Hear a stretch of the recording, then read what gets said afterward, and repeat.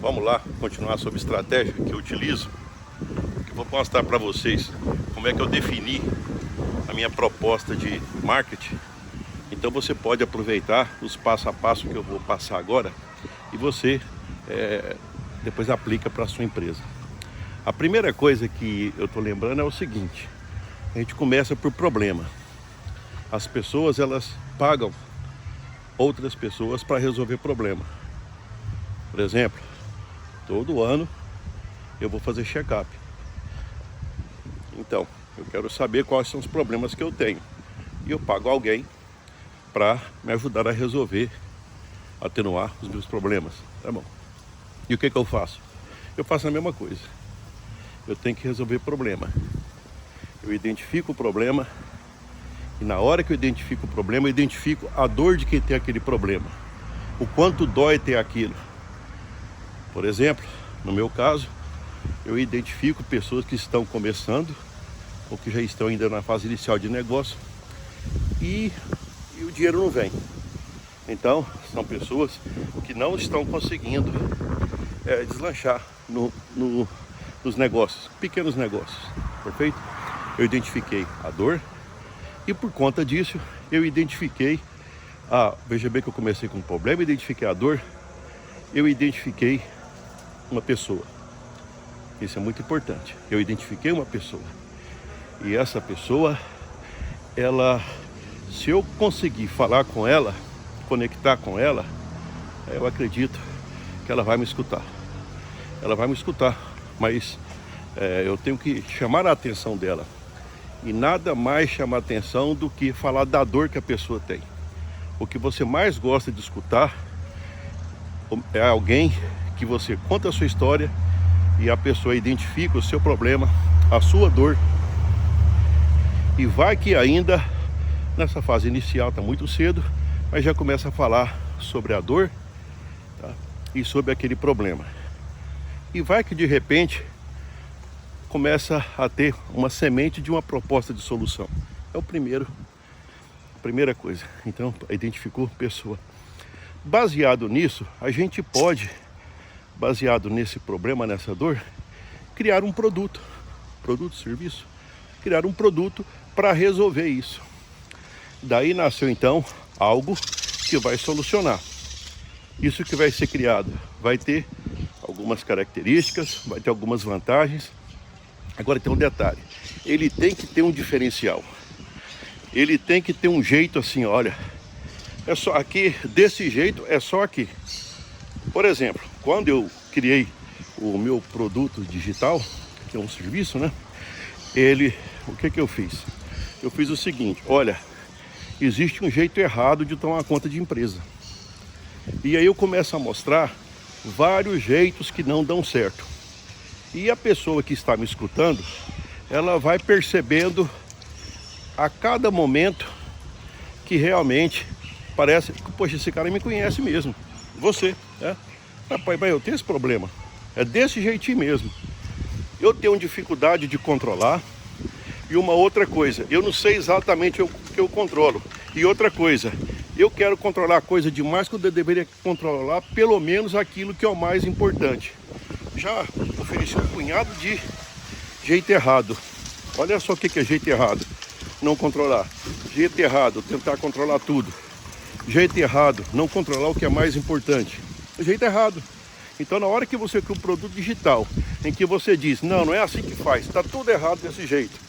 Aí mostra o jeito certo, entendeu? Então, isso já é uma sequência. Quer dizer que conheceu muito bem o produto, mostrou as características, benefícios e vantagens desse produto. Vamos continuar? Uma outra coisa que eu falo é o seguinte, sobre preço. Observe que eu não falo sobre preço. Eu nunca falei sobre preço. É porque é o seguinte, existe uma das coisas que a gente aprende com a mãe da gente, é o seguinte, é que a gente tem que oferecer. Você vai oferecendo. E eu lembro agora, quando é a época do Dia das Mães, né? O que acontece? Elas recebem um punhado de flores, né? Elas recebem um punhado de flor.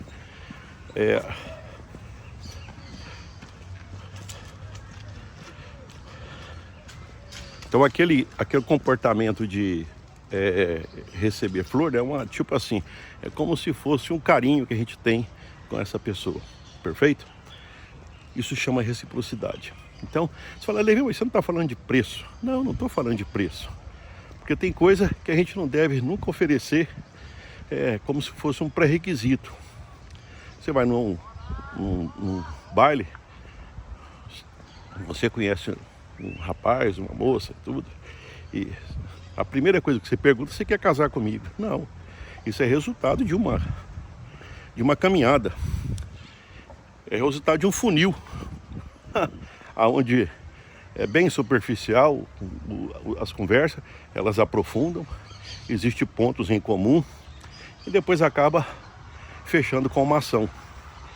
Nesse caso do casamento, no nosso caso, por exemplo, uma venda. Então, o preço ele vem depois de mostrar valor. Então não tem como oferecer preço sem oferecer o valor primeiro e ancorar esse valor. Olha, é tipo assim, por isso custaria tanto e tal, tá? Por conta disso, e depois fala do preço, tá?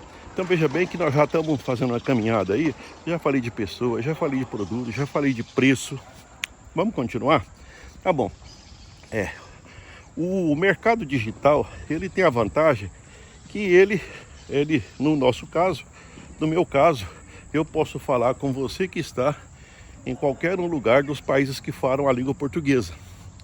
Entendeu? Então, eu posso conversar com você em qualquer local. Tá bom. Então, veja bem que a praça, o local onde você está, para mim é menos importante. Por quê? Porque aonde você está, eu tenho certeza que você vai ter essa dor. Qual que é a dor? Aquele problema lá da falta do dinheiro, tá? Tem pessoas que têm problema de falta de dinheiro. E é com essas que eu estou conversando, tá? Outra coisa, olha, não interessa onde você esteja, aonde você estiver, você vai pegar e analisar se aquilo que você faz é do tipo digital ou de repente existe a necessidade de um local. Nesse caso, o meu produto, ele é indiferente. O que a gente precisa é de utilizar as redes sociais para fazer chegar até você e depois, através de links, você acessar os materiais, os e-book, acessar os exercícios, acessar os vídeos, acessar as mentorias que vão estar disponíveis para cada momento dessa caminhada. Perfeito. Então nós já fomos mais um. Nós falamos da necessidade da praça, né? Bem, tem uma outra coisa que é importante, que a gente tem que pensar também, que é a questão do seguinte: na hora que a gente vai apresentar para alguém alguma coisa, a gente começa a falar pelo lado melhorzinho, tá? O que é o lado melhorzinho? Aquele que dá menos trabalho. Então existe um processo que eu identifiquei que fica mais fácil.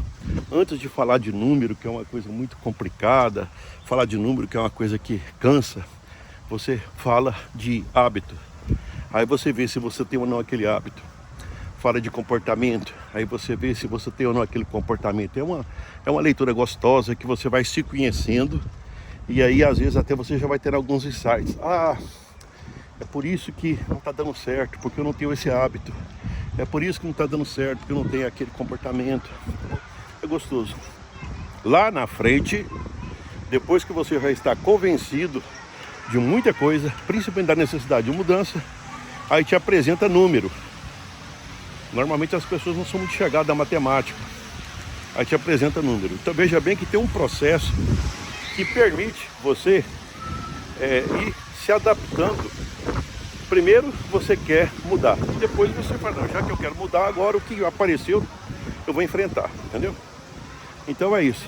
Outra coisa também, vai que de repente durante a caminhada exista problema. Olha, eu não estou conseguindo, então como é que faz? Tem que ter um processo para explicar. Olha, eu desisti, uma hipótese também, tá? Desisti, é porque eu resolvi, eu ganhei luta esportiva, eu não quero mais, tudo bem.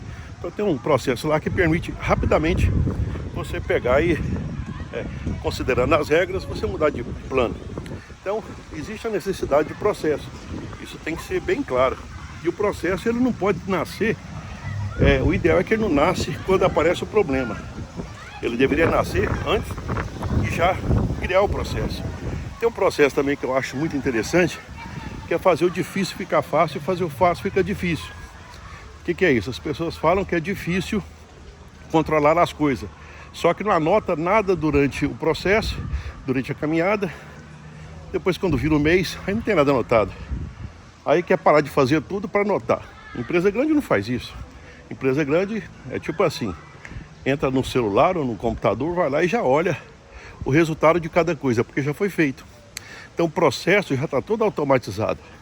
E os processos são construídos ao longo da caminhada. Existe uma outra coisa também, que é o seguinte: você está fazendo as coisas e como é que você se apresenta? Como é que você se posiciona? Eu, por exemplo, eu costumo utilizar as redes sociais,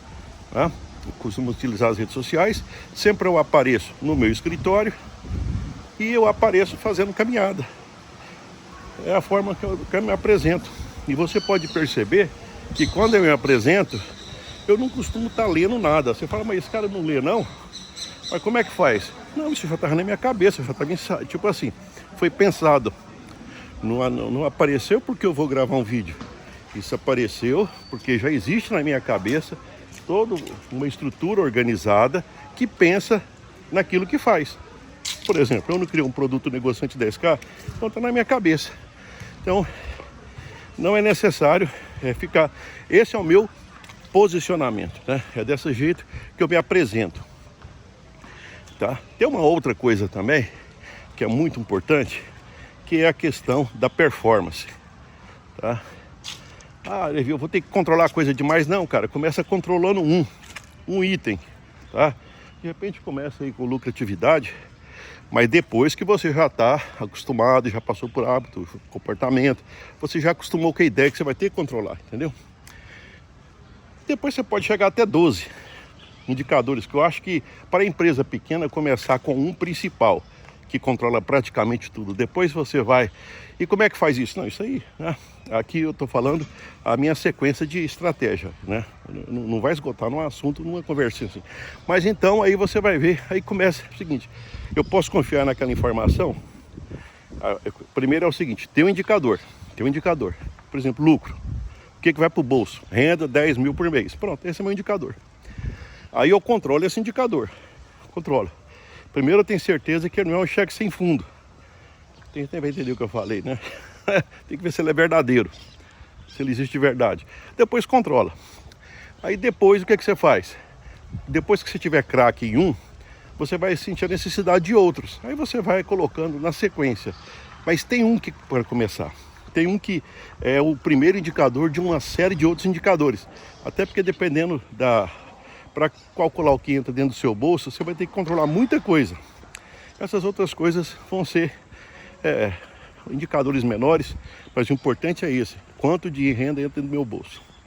Veja bem que, de maneira rápida, eu falei para vocês, você pode utilizar isso nas suas redes sociais, no seu negócio. É o seguinte: você já identificou o produto, o preço, a praça, a promoção? Você já identificou pessoa, processo, posicionamento e performance? Lembrando que tudo começa com pessoa, tudo começa com cliente.